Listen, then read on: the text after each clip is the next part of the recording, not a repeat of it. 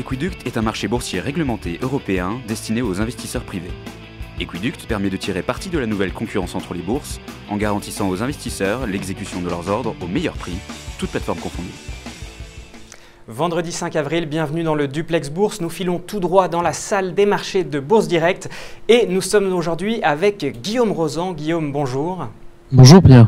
Alors, sur fond de prudence, suite à la déception peut-être d'absence de direction de la BCE hier, et puis surtout dans l'attente des chiffres américains de l'emploi, le CAC 40 a débuté stable ce matin. Qu'est-ce que vous pouvez nous dire de plus sur la suite de la séance ? Alors, déjà rappelons ce qu'ont fait les États-Unis hier, donc en légère hausse, mais plafonnant toujours au plus haut annuel. Également à Tokyo, on a terminé en forte hausse à plus 1%.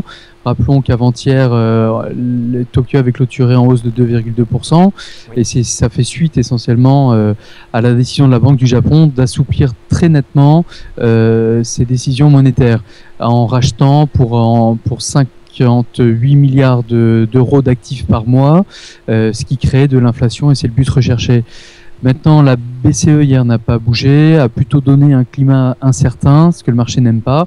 Donc maintenant, on va attendre le 7 mai que la BCE se reprononce. Ça se traduit aujourd'hui par un repli des marchés, toujours à 3715 points.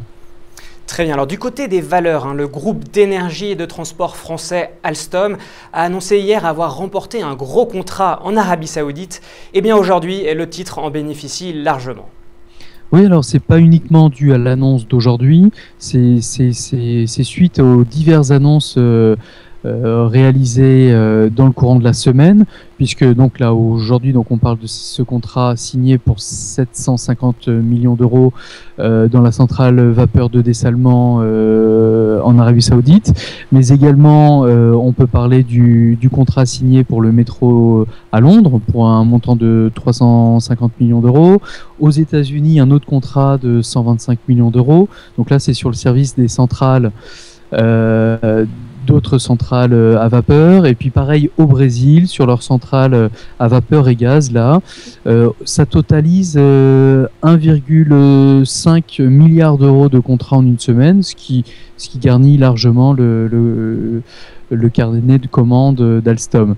Alors, la valeur gagne 1,2% aujourd'hui, malgré la baisse du CAC 40, autour des 31 euros.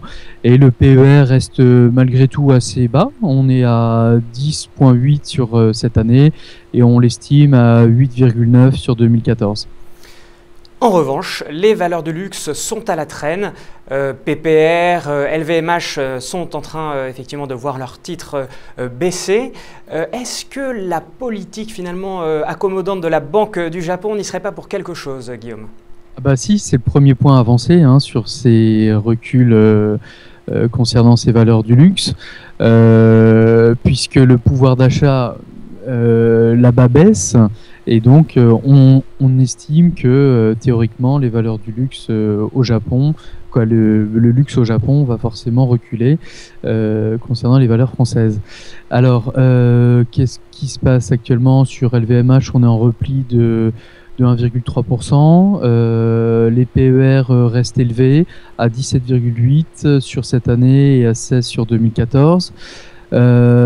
Pinot aujourd'hui cède 2%, PPR cède 2%, avec un PER également au proche de celui d'LVMH. On est à 16,60 sur 2013 et puis 14 sur 2014.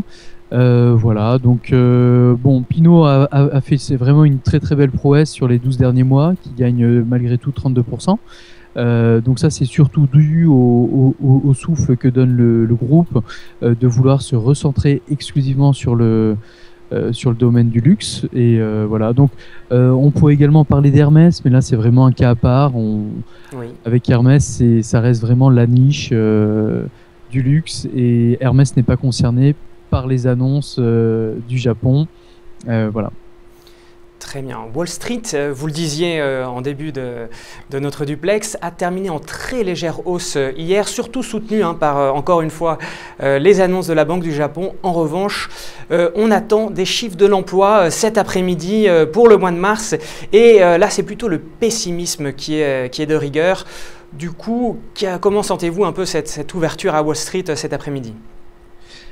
Ça reste quand même assez mitigé, malgré les mauvaises nouvelles qu'on pourrait anticiper au niveau de l'emploi, puisque déjà mercredi, on a eu les résultats de l'emploi du privé, du secteur privé, qui sont ressortis à 157 000 créations contre un mois avant 237 000.